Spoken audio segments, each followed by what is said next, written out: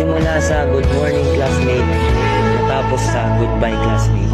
Sa halos ilang buwan natin pagsasama, marami tayong mga naiwan na masasayang alaala. Tulad na lamang kung paano tayo nagkakilala at kung paano tayo nagturing ang isang pamilya. Noong una, napuno ako sa takot at kaba kasi natatakot ako na baka ako'y kakaiba, lalo pat wala akong kakilala.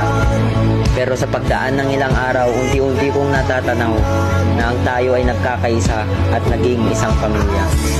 Classmate, salamat sa bawat tawa, sa bawat kopya, sa bawat bully, at sa bawat alaala na ngayon ay natapos na.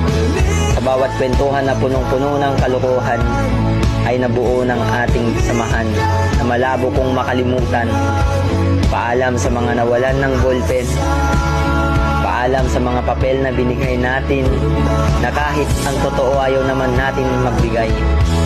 Paalam sa mga chicherya na baon ng isa pero pagkain ng buong barkada. Paalam sa ating mga kwento na hanggang sa alaala na lang natin mabubuo. Paalam rin sa mga mahal natin na guro, salamat sa inyong mga itinuro. Paalam sa isang taon nating samahan na sa mga alaala na lang natin mababalikan. Hanggang sa muli, classmate.